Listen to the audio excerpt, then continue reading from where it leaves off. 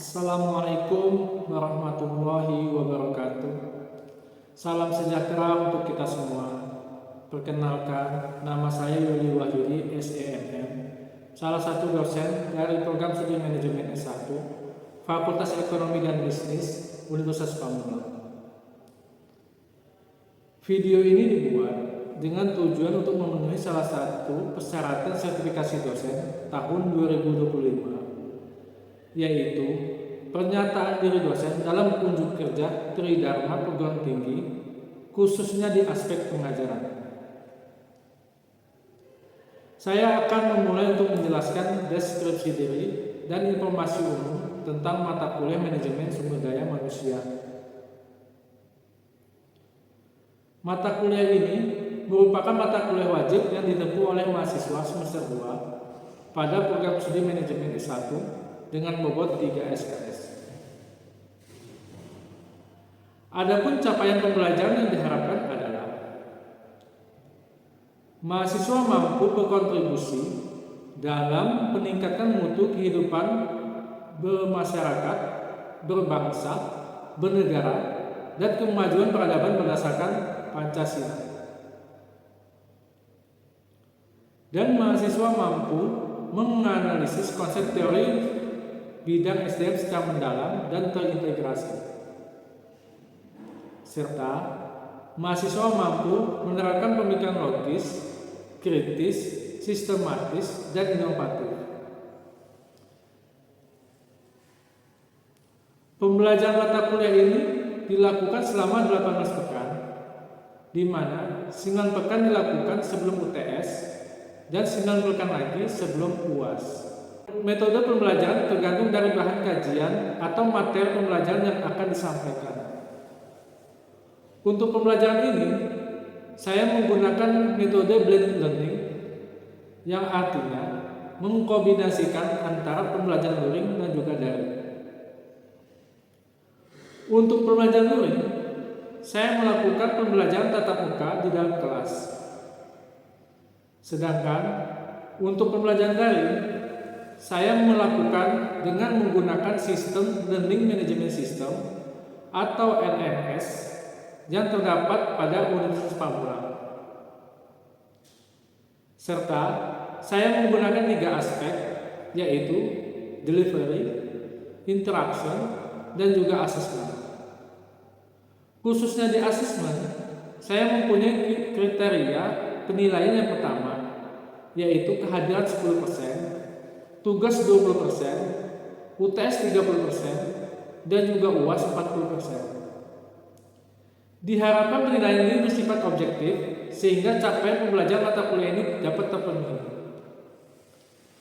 Demikian informasi yang bisa saya sampaikan mengenai mata kuliah manajemen sumber daya manusia di Prodi Manajemen S1 Fakultas Ekonomi dan Bisnis Universitas Pamulang. Berikut adalah cuplikan video pengajaran saya di dalam kelas. Selamat menyaksikan.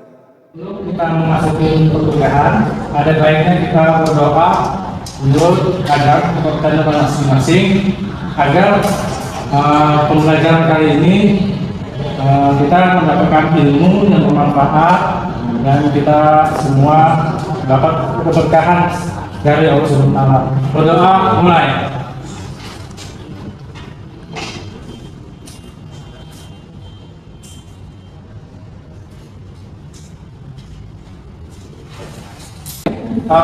Sebelumnya saya absen terlebih dahulu ya. Yang dipanggil tolong angkat tangan. Ahmad Hadrin, Ahmad Fauzi Hilmi, Andika Putra, Anggun, Anissa Putri Mahisa, Carolina, Dini Puji Astuti, Fauzia Khairul. Masih semangat? Baik, untuk minggu ini kita akan memasuki materi tentang kepemimpinan. Sebelum kita memasuki materi tentang kepemimpinan, saya sedikit mereview pembahasan minggu lalu tentang apa itu perencanaan SDM dan perekrutan karyawan. Siapa yang masih ingat? Oke, Mbak. Untuk minggu lalu kita sudah belajar mengenai perencanaan SDM dan pengembangan karyawan, di mana kita mengetahui cara atau kemampuan untuk meramalkan atau mengintegrasi kebutuhan sumber daya manusia, baik dalam organisasi maupun kelompok pabrik. Penempatan adalah proses penugasan atau penugasan kembali bekerja untuk mengerjakan suatu pekerjaan atau menempati suatu posisi baru di dalam perusahaan. Penempatan karyawan bertujuan untuk menempatkan seseorang karyawan pada suatu posisi atau jabatan tertentu yang dianggap pas untuk dirinya. Secara umum, penempatan dibagi menjadi 3, yaitu promosi, demosi, dan transfer atau promosi. Baik, terima kasih. Jadi sedikit ininya, penempatan karyawan itu ada 3 ya, maksudnya umum, yaitu promosi, demosi, sama mutasi. Nah, untuk pertemuan kali ini kita akan membahas tentang kepemimpinan. Nah, saya mau sedikit bertanya teman-teman, pasti pernah mengalami jadi pemimpin, pasti ya, pasti. Apa ada pengalaman apa gitu, jadi pemimpin apa? Apa yang bisa menjawab? Ada apa yang ada ikut organisasi? Kelompok kali itu, Pak.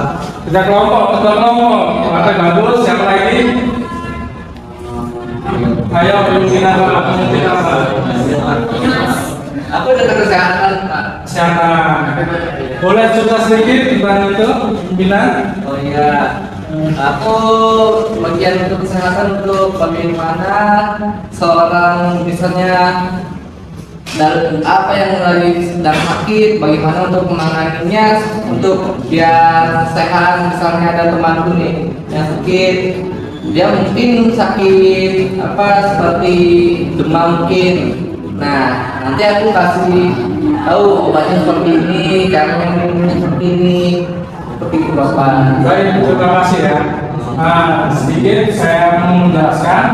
Nanti di sini saya akan mendiskusikan pengertian tentang kepemimpinan, konsep kepemimpinan dan gaya kepemimpinan. Nah, di sini tujuan untuk perkuliahan kita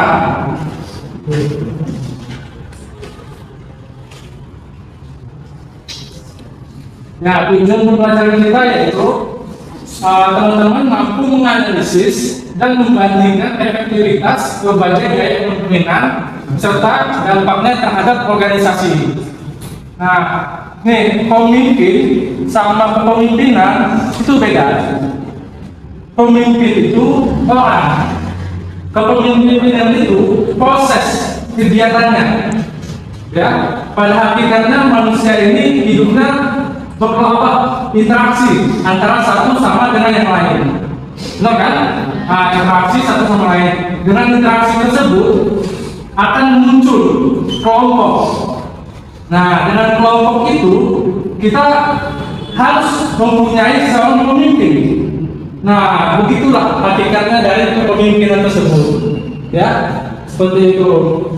Saya akan menjelaskan sebelum kita ini pengertian menurut beberapa ahli pakar, yaitu menurut George Stanley ya tahun 1986, kepemimpinan itu proses di mana seorang individu mempunyai pengaruh terhadap orang lain dan mengilhami, memberi semangat, memotivasi, dan mengarahkan kegiatan-kegiatan mereka guna membantu tercapainya tujuan kelompok atau organisasi.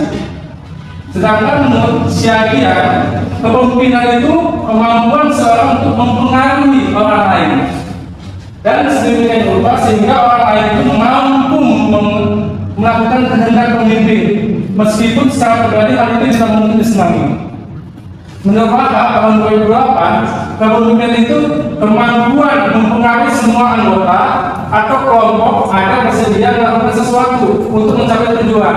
Jadi di awal tadi saya bilang itu kepemimpinan itu adalah proses. Beda sama pemimpin. Pemimpin itu adalah orangnya. Ngerti? Paham?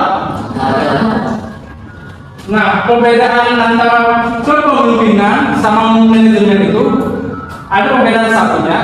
Yang pertama itu kepemimpinan menekankan pada proses perilaku yang berfungsi di dalam dan di luar suatu organisasi.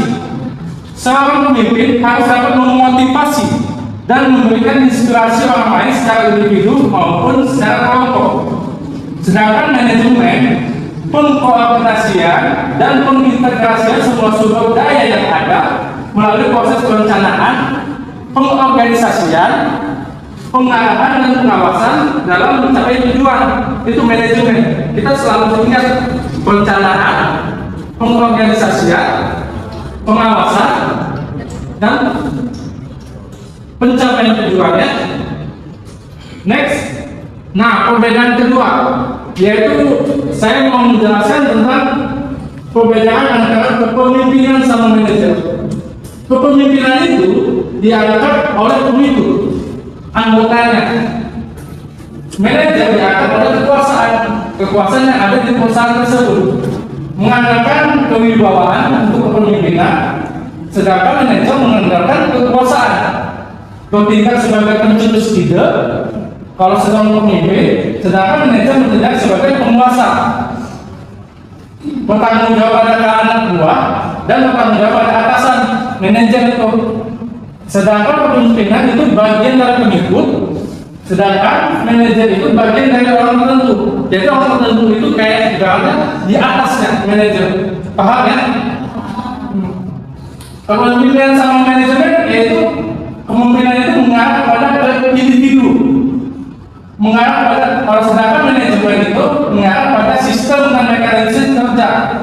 Kepemimpinan merupakan kualitas hubungan, manajemen merupakan fungsi, status, dan wewenang. Kepemimpinan itu menggantung diri pada sumber adanya pada dirinya. Manajemen pengarahan daya dana untuk mencapai tujuan.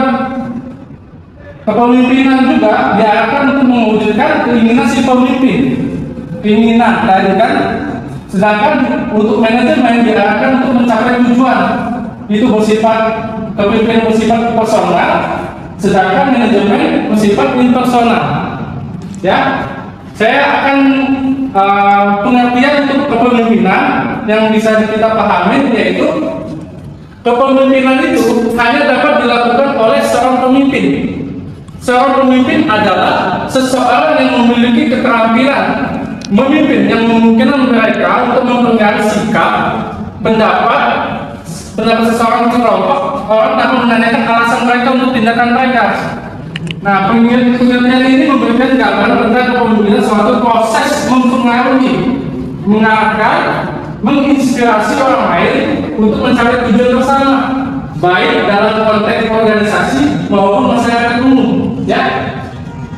Nah, tadi saya kasih tahu ini kepemimpinan. Nanti kita akan selanjutnya akan membahas tentang gaya kepemimpinan.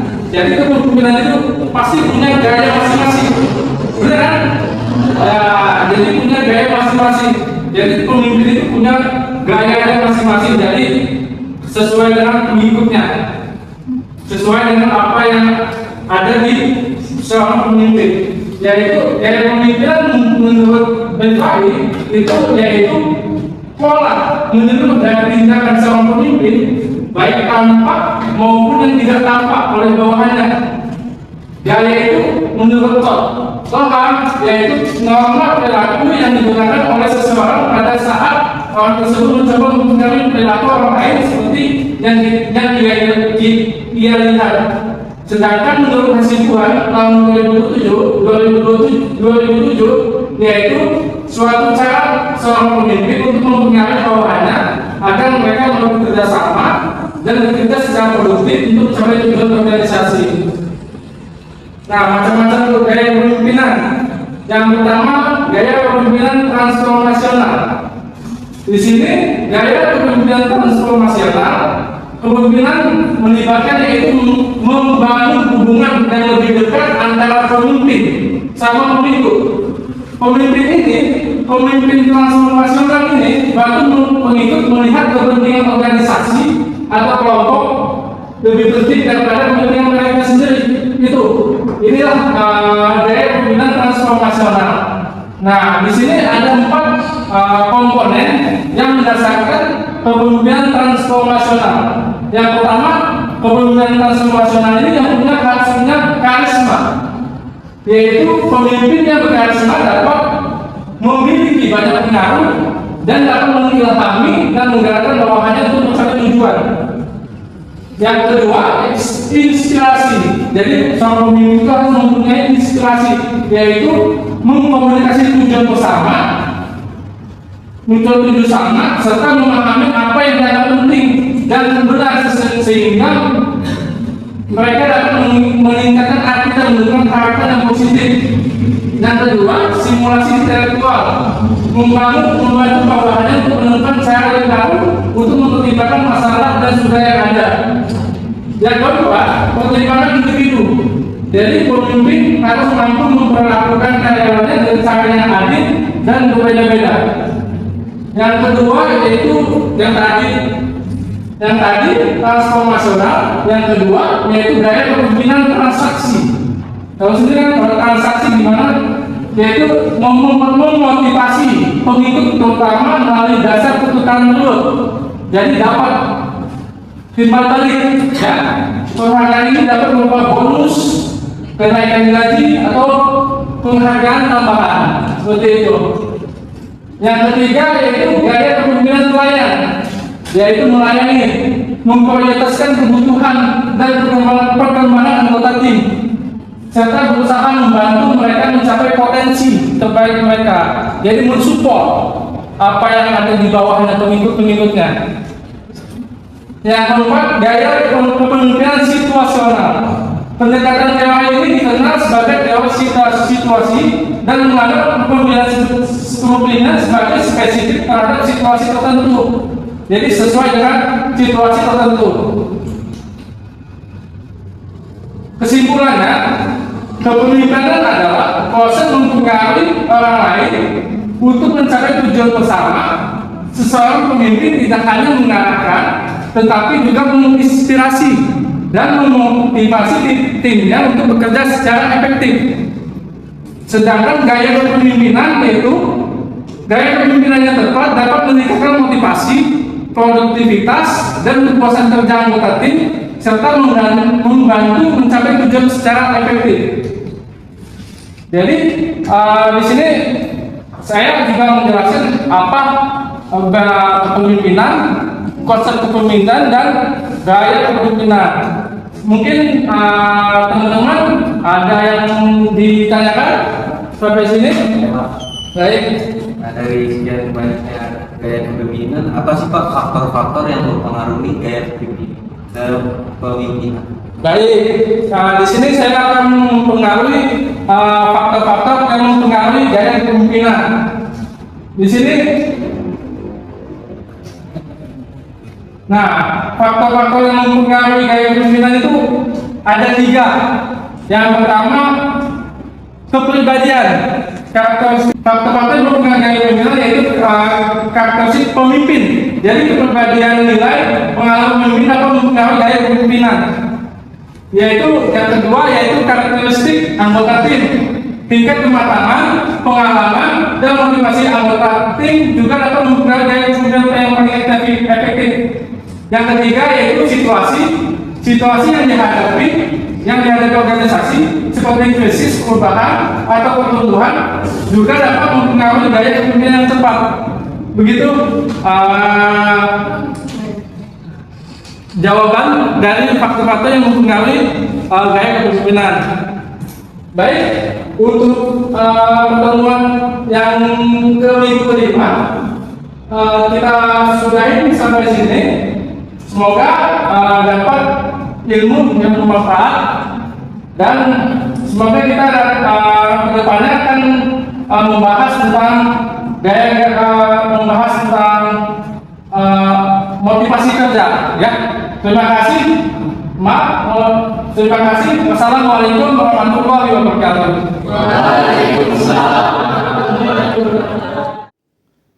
Demikian deskripsi singkat serta cuplikan proses pembelajaran di mata kuliah Manajemen Sumber Daya Manusia yang saya ambil.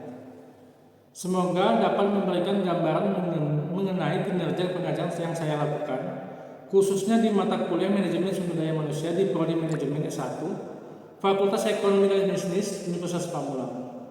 Saya mengucapkan terima kasih kepada seluruh tim penilai dan panitia sertifikasi smart dosen tahun 2025, khususnya dari Kementerian Pendidikan Tinggi, Sains dan Teknologi melalui Direktorat Perguruan Tinggi. Tidak lupa juga saya ucapkan terima kasih kepada Universitas Pamulang, Fakultas Ekonomi dan Bisnis, Program Studi Manajemen, rekan kepegawaian, rekan sejawat, dosen, dan mahasiswa. Demikian yang dapat saya sampaikan. Atas semua kekurangan diri saya mohon maaf yang sebesar-besarnya. Wabillahi taufiq wal hidayah. Wassalamualaikum warahmatullahi wabarakatuh.